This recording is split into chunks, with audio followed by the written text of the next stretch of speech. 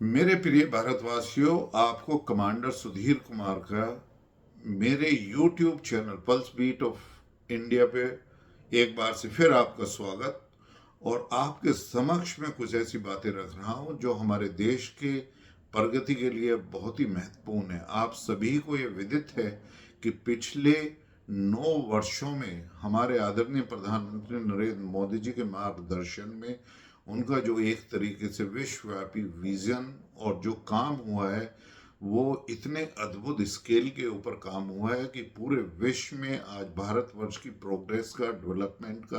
डंका बज रहा है। तो अब हमें आगे भी जो है वो अगले 10 साल हमारे लिए बहुत ही महत्वपूर्ण है। जो मीडियन डेमोग्राफिक डिविडेंड है वो हमारे फेवर में है, और इसमें काफ़ी कुछ ऐसे काम हैं जिनके लिए बहुत ही सख्त कानूनों की ज़रूरत है, और वो काम हमें बहुत ही जल्दी करने चाहिए। और उसमें सबसे पहला जो मुद्दा मैं उठाना चाहूँगा वो है इन्फिल्ट्रेशन। जो इन्फिल्ट्रेशन बांग्लादेश की तरफ से हो रही है या इन्फिल्ट्रेशन बर्मा की तरफ से हुई है, आपको सभी को पता है कि रोहिंग्या और जो इन्फिल्ट्रेशन भारतवर्ष में हुआ है वो करीब 5 करोड़ के करीब उनकी संख्या बढ़ गई है, और वो भारतवर्ष में जगह जगह रहे हैं। मेरा मुद्दा ये है कि वो किस तरीके से वो इन्फ्लेट करके अंदर आए,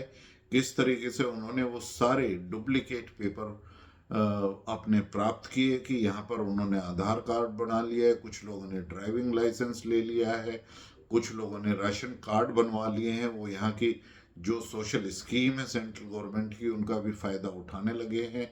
और उन्होंने बिल्कुल ही डेमोग्राफिक डिविडेंड को, डेमोग्राफी को पूरा ही चेंज कर दिया है। आपको ये विदित होगा कि 200 हमारे ऐसे डिस्ट्रिक्ट हैं जहाँ पे रोंगिया की वजह से और जो इन्फिल्ट्रेशन की वजह से या जिस तरीके से जो पॉपुलेशन पे कंट्रोल नहीं है उनकी डेमोग्राफी पिछले जो 20 से 30 वर्षों में बिल्कुल चेंज हो गई है। और इसी तरीके से 300 हमारे ब्लॉक जो खंड हैं डिस्ट्रिक्ट्स के उसमें इसी तरीके से डेमोग्राफी, और 7 ऐसे हमारे यूनियन टेरिटरी और स्टेट हैं जहाँ पर डेमोग्राफी बिल्कुल, और ये एक ही बहुत महत्वपूर्ण मुद्दा है। तो कम से कम कानून का एक ऐसा प्रावधान करना चाहिए कि जिससे इन जितने भी इन्फिल्ट्रेटेड जो घुसपैठिए हमारे देश में घुसे हुए हैं और यहाँ पर जो हमारे भारतवर्ष की जो सोशल स्कीम है उनका फ़ायदा यहाँ पर उठा रहे हैं, इलीगल तरीके से रहे हैं, उनको हम जल्दी से जल्दी निकाल सकें, उसके लिए बहुत ही सख्त कानून की ज़रूरत है। और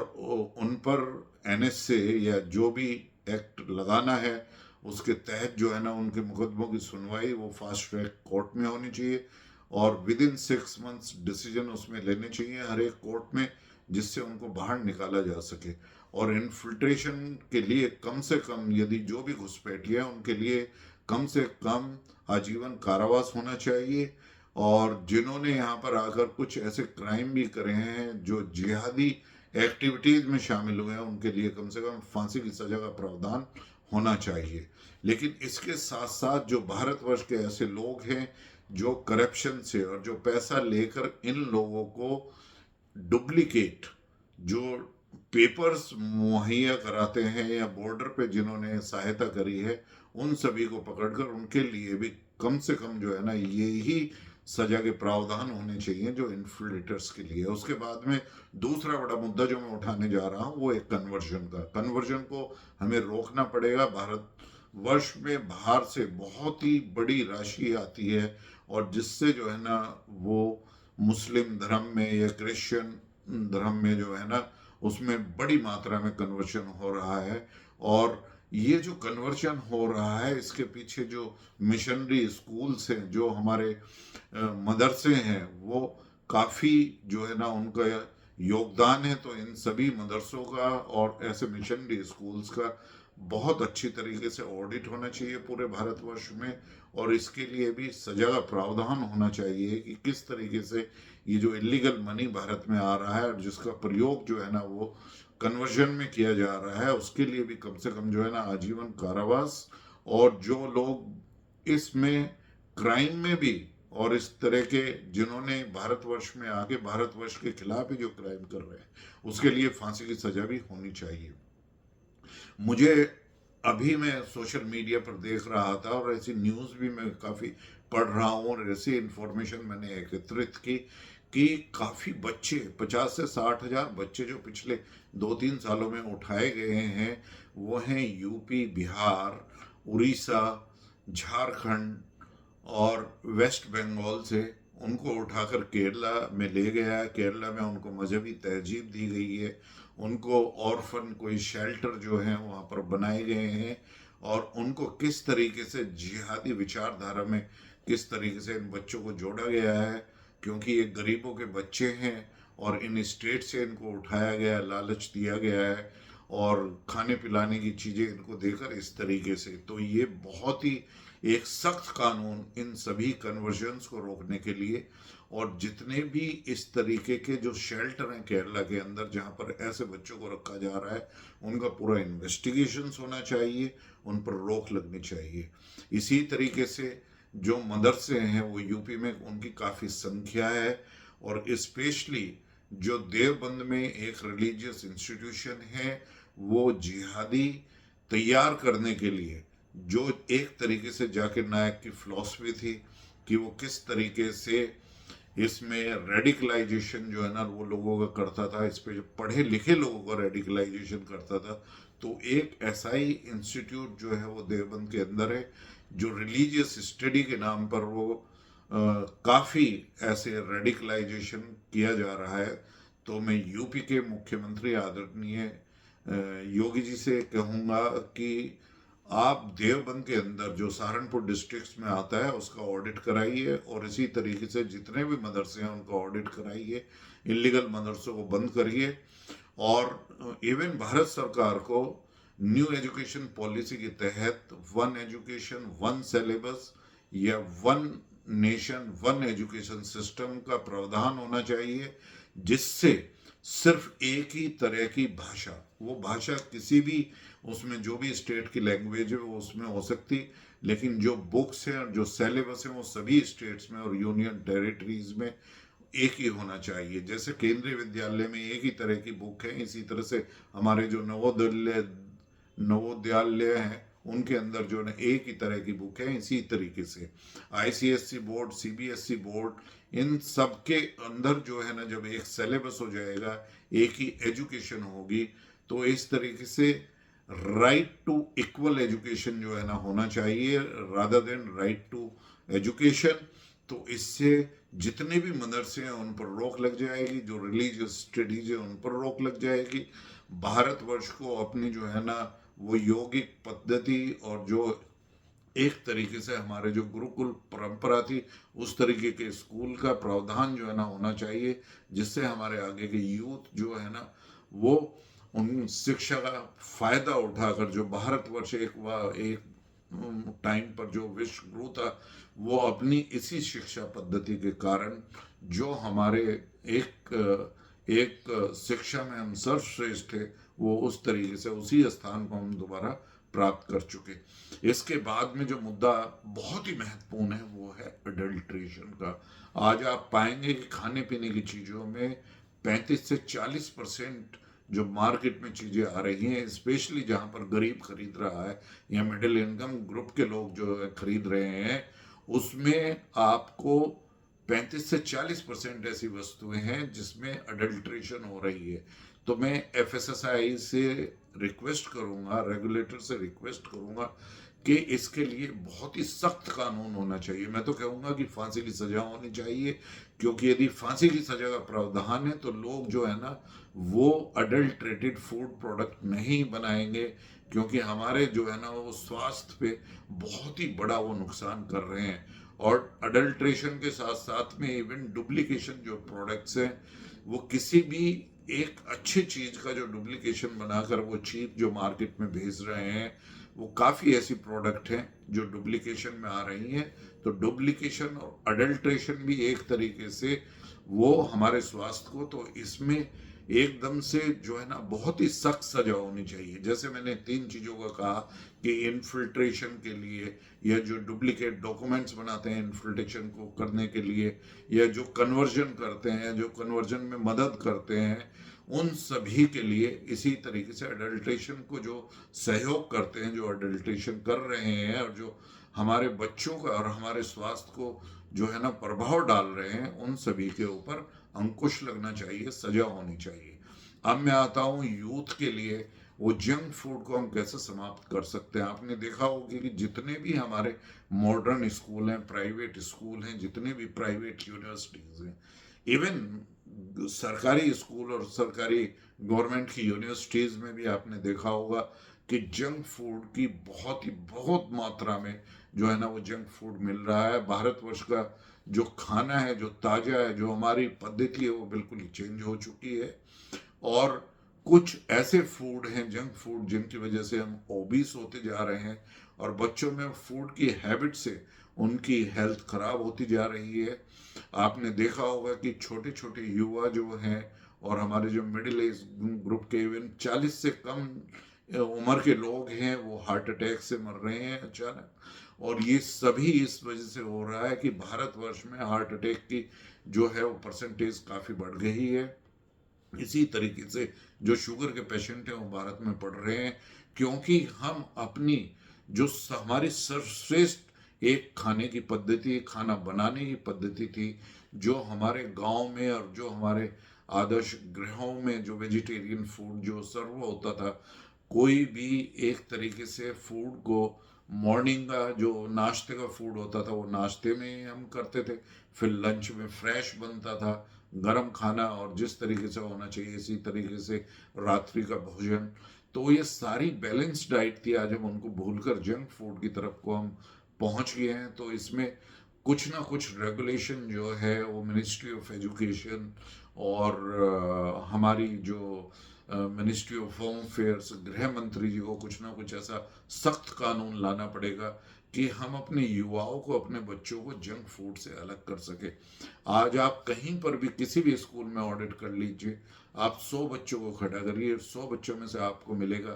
कि 60 बच्चे ऐसे हैं जो मोटे हैं, जिनको अपने मोटापे पर कंट्रोल नहीं है, और वो 10 से 12 साल की एज से कम के बच्चे हैं। और आप देखिए कि उन पर किस तरीके से जंक फूड ने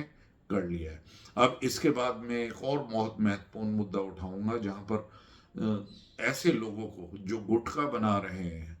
वो बिल्कुल भी हमारे युवा लोगों को, स्पेशली गरीब लोग जो हमारे वर्कर्स हैं, जो कंस्ट्रक्शन वर्कर हैं या माइंस में जो काम करते हैं, वहाँ पे आपने देखा होगा कि चारों तरफ अलग अलग तरीके के गुटखे, और गुटखे की कंपनीज में एक तरीके से होड़ लगी हुई है कि हम सस्ते से सस्ता और खतरनाक से खतरनाक गुटखा, जिससे उनको नशे की आदत पड़ जाए और इससे उनकी जो एवरेज एज है वो भी नीचे आ गई है। उनके घर में वो गुटखा खाकर जिस तरीके से उनके बच्चे नहीं पढ़ पा रहे हैं, उनके स्वास्थ्य पे जो फर्क पड़ा है, जिस तरीके से इन सब चीज़ों का जो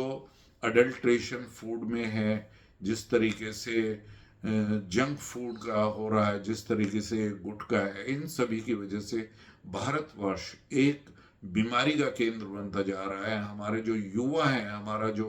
कर्मठ एक कर्मचारी है, जो हमारे वर्कर्स हैं, वो सभी की हेल्थ पर बहुत ही घातक उसका प्रभाव पड़ रहा है। तो इन सभी चीज़ों को, इवन जो गुटखे की कंपनी है, उन पर कुछ ना कुछ आपको अंकुश लगाना पड़ेगा। और उन गुटखे की कंपनी में भारतवर्ष में जितने भी सेलिब्रिटीज हैं, जो सेलिब्रिटी गुटखों को या शेडो उसका जो एडवर्टीजमेंट करते हैं, वो इलायची का प्रोडक्ट का जो है ना सेम कंपनी का करते हैं जो गुटखा बनाती है, ऐसे सभी सेलिब्रिटीज को फाइन होना चाहिए।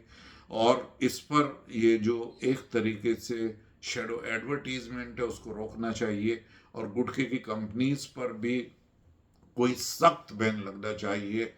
और उसमें जो गुटखे के अंदर जो एडल्ट्रेशन हो रही है, या जो एक नकली शराब बनाकर जो है ना, जिसमें हमारे यूथ जो है वो हो रहे हैं उनको रोक लगनी चाहिए। अब सबसे इम्पोर्टेंट मुद्दा एक मैं और लेकर आ रहा हूं कि ड्रग्स, भारतवर्ष में जिस तरीके से ड्रग का प्रयोग, और वो भी हमारे स्कूलों और यूनिवर्सिटी के नज़दीक उसकी खेप जा रही है, किस तरीके से ड्रग जो है ना हमारी बाउंड्री में, हमारे बॉर्डर्स को क्रॉस करके आ रही है, वो चाहे किसी तरीके से, चाहे लैंड रूट हो या सी रूट हो या एयर रूट हो, उसको हमें रोकना पड़ेगा। और उसके लिए बहुत ही एक सख्त कानून की ज़रूरत है। आपने देखा होगा कि जैसे सिंगापुर है और बहुत सारे ऐसे कंट्रीज हैं जहाँ पर ड्रग के ऊपर, लाइक यूएस है, यूरोपियन कंट्रीज हैं काफ़ी जगह ऐसे, कि ड्रग के ऊपर यदि आप थोड़ी मात्रा में भी आपके पास में ड्रग पाई जाती है तो उसमें आपको सख्त से सख्त सजा। मैं तो ये कहूँगा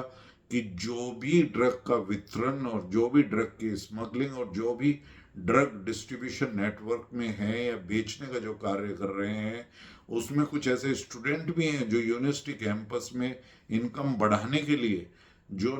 बच्चों को और हमारे युवाओं को नशे की आदत डाल रहे हैं, उन सब के लिए बहुत ही सख्त से सख्त सजा का जो है ना प्रावधान होना चाहिए। और इन जो सभी चीज़ों को मैं डिस्कशन कर रहा हूँ, इन सब के फास्ट कोर्ट होने चाहिए, और फास्ट कोर्ट में इनकी सुनवाई वो डे टू डे बेसिस पर होनी चाहिए, जिससे सजा जो है ना बहुत जल्दी से दी जा सके।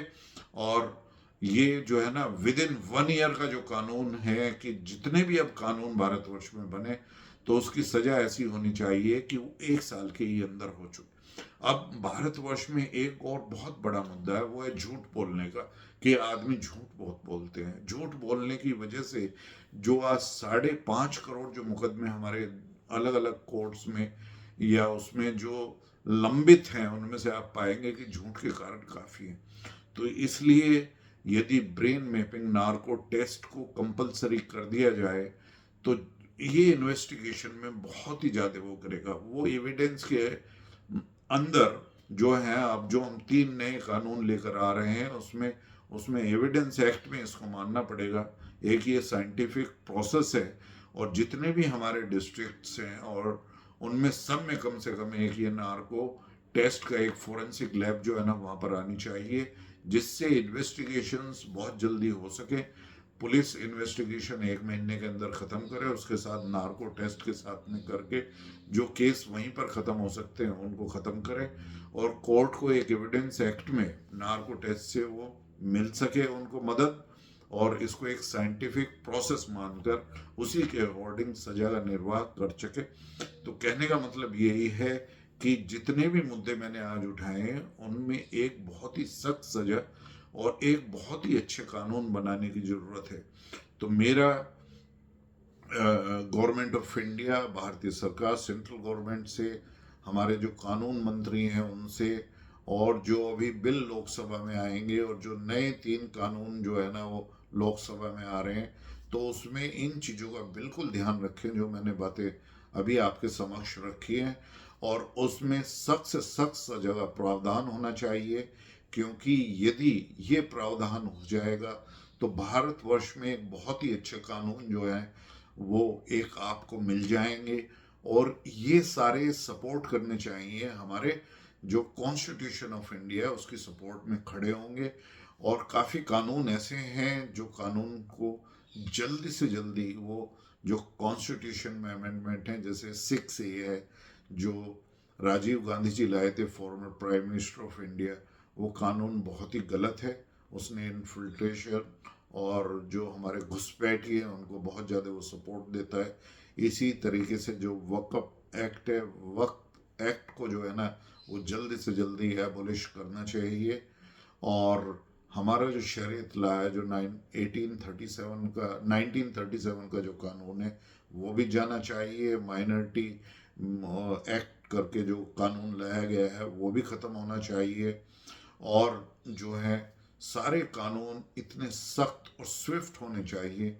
जो समझ में आ सके, कम से उनकी भाषा इतनी सरल होनी चाहिए जिससे पुलिस स्टेशन में जो हमारे जो एक तरीके से वहाँ पर सब इंस्पेक्टर हैं, इंस्पेक्टर हैं, या किन्हीं चौकियों में जो हमारे दीवान हैं, कांस्टेबल्स हैं, वो उनको पढ़कर उनकी जो है ना वो FIR लिख सकें, उसमें एक प्रॉपर कानून को लगा सके। तो इससे इनको बहुत ही मदद मिलेगी। तो कानून सरल भाषा में होने चाहिए, सभी लोकल भाषा में होने चाहिए, हिंदी में होने चाहिए, और ये होना चाहिए। अब आता है एक बहुत ही महत्वपूर्ण मुद्दा कि भारतवर्ष में ये जो एजुकेशन की पद्धति, जो प्राइवेट स्कूल, प्राइवेट यूनिवर्सिटीज़ हैं, उसमें एक बहुत बड़ा माफिया है, वो है बुक माफिया। जब एनसीईआरटी की बुक डिले होती है, एनसीईआरटी अब तो नहीं हो रही है क्योंकि इस गवर्नमेंट ने एनसीईआरटी की जितनी बुकें वो अहेड कर दी हैं, लेकिन फिर भी जिस तरीके से CBSE, ICSE, UP board, Bihar board, ये तो इस वजह से बच्चों पर काफ़ी फ़र्क पड़ता है। और हमें एक ऐसी पॉलिसी लानी पड़ेगी जब हमारे मेडिकल के लिए जैसे नीट है, इसी तरीके से कॉमन टेस्ट है हमारे आईआईटीज़ के लिए, एनआईटीज़ के लिए, इंजीनियरिंग कॉलेज के लिए, अब यूनिवर्सिटीज़ के एडमिशन के लिए, तो इसी तरीके से हमारा एक सिलेबस क्यों नहीं हो सकता। 10+2 की एजुकेशन एक मॉन्टेसरी से शुरू होकर 10+2 तक सिर्फ एक तरह की किताबें, एक तरीके का सिलेबस सभी जगह होना चाहिए। और जब ये यूनिफॉर्म एजुकेशन, यूनिफॉर्म सिलेबस सभी जगह हो जाएगा, तो ऑटोमेटिकली ये जो बुक माफिया है और ये जो कोचिंग माफिया है, ये बहुत ही बड़े हैं। Coaching mafia and book mafia ये बहुत ही बड़ा रैकेट है। ये उसी तरीके से जैसे हमारे फार्मास्यूटिकल इंडस्ट्री में जो गलत दवाएं बना रहे हैं, जो कीमती दवाएं बना रहे हैं, जो अपनी कॉस्टली दवाइयों को प्रमोट कर रहे हैं डॉक्टर के द्वारा, तो इन सभी पर बुक माफिया और इन पर लगाने के लिए तो one syllabus and one nation one syllabus, one nation one education. इसी तरीके से जो दवाइयों पर जो रेगुलेटर्स हैं उन पर रेड लगनी चाहिए, आपको देखना चाहिए। वैसे तो जन औषधि केंद्र खोलकर उस पर काफ़ी बड़ा जो है ना वो गवर्नमेंट के सारे सराहनीय कदम है। गवर्नमेंट के और भी सारे जो है ना बहुत ही सराहनीय, जैसे मैंने कहा अनप्रेसिडेंटेड ट्रांसफॉर्मेशन 9 साल में हुई है। लेकिन ये जो मुद्दे आज मैं उठा रहा हूँ ये कॉमन आदमी के मुद्दे हैं, ये गरीब आदमी के मुद्दे हैं। और जो हमारे आदरणीय प्रधानमंत्री का जो एक संकल्प है, जो हमारे आदरणीय प्रधानमंत्री जी